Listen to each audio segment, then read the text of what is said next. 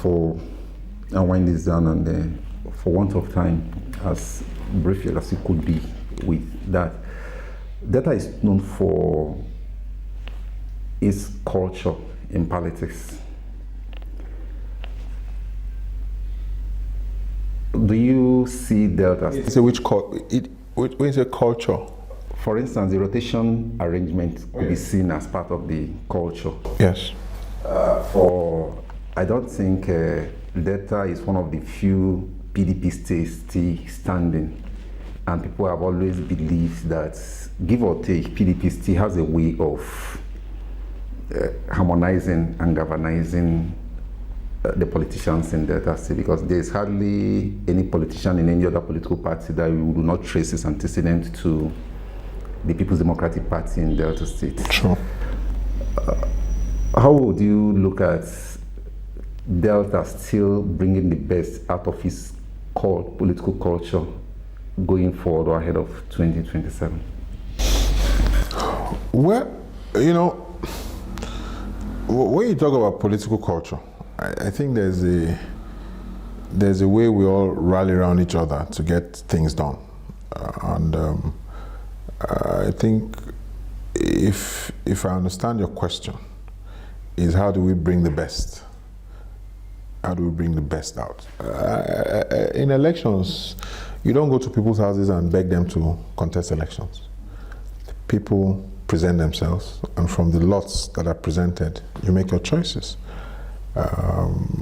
Nothing stops anybody in 2027 in PDP, assuming the governor does not move to APC, from contesting, even though I'll expect that PDP will give him the right of first refusal.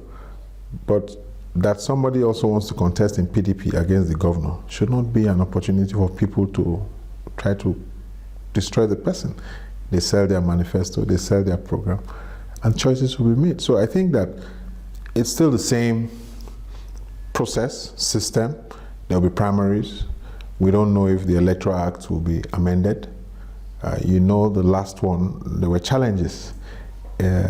Challenges to the extent that only the ad hoc delegates voted in that election. We had hoped that the general, in fact, many people attribute their loss because the ad hoc delegates are usually the governor's delegates. Oh, that's a fact, because he just looks for his friends and gives them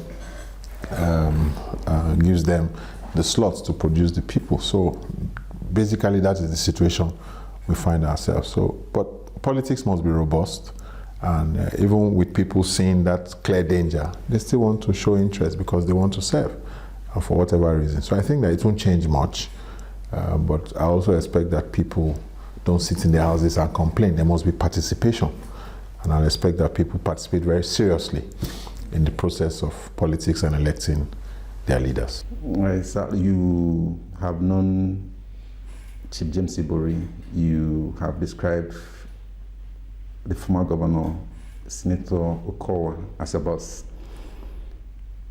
Do you see these two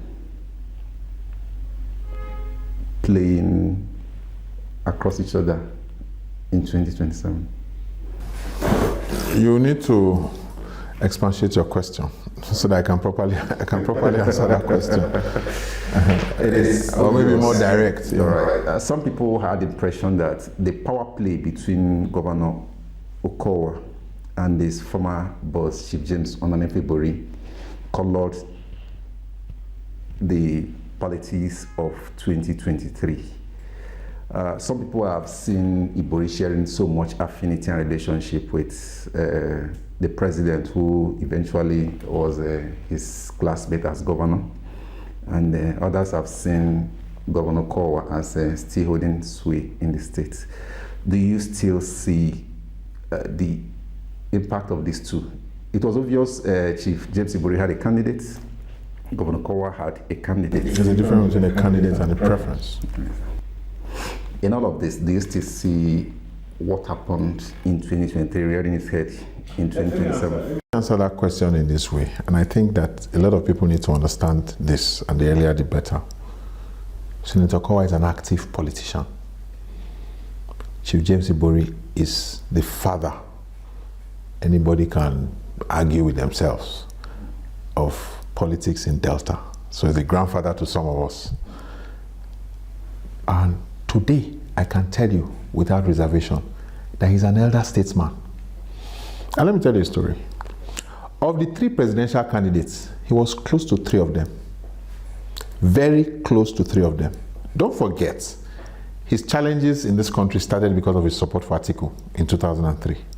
He's very close to Atiku. He's extremely also very close to Peter Obi. Do you understand what I'm saying? And of course, like you said, Asiwaju, today in Nigeria, Chief Ibori is not playing partisan politics because he has friends everywhere, whether in PDP, in APC, in Labour, in SDP, in NNPP, because Kwankwaso is also his very good friend. And so I think that is the role he's playing.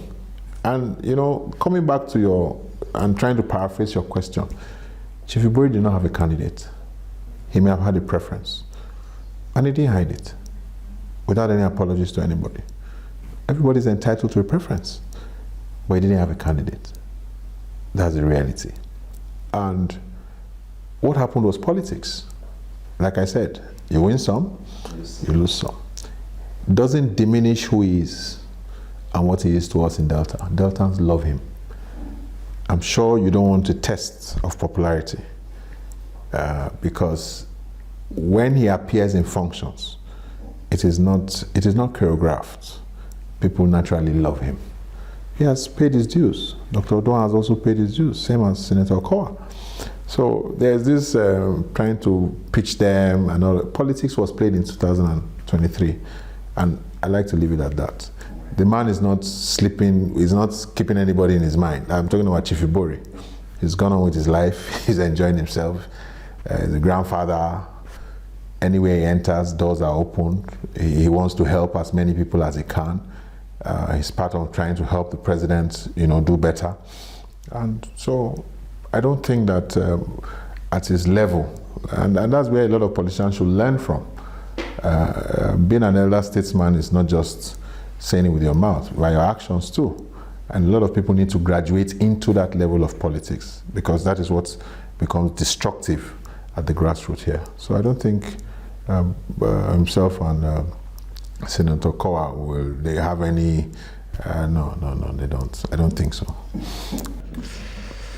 Thank you so much, Honorable Tiako, for giving us this time. We hope to have more of these conversations with you now that you will be having more time with us in Delta State, having resigned there. No, I'm actually, I've started a consulting firm, a consulting and recruitment firm, Crest Point. So I'm still in Abuja. Maybe when it's election, I'll come and cast my votes. Of course, I will come and cast my votes and campaign when that time is here. But I'll spend more time, come home once in a while to attend to. I'm still a traditional chief. My church activities are also still here. So I'm a community person. So you'll be seeing me more often. Thank you so much. Thank you too. Thank you.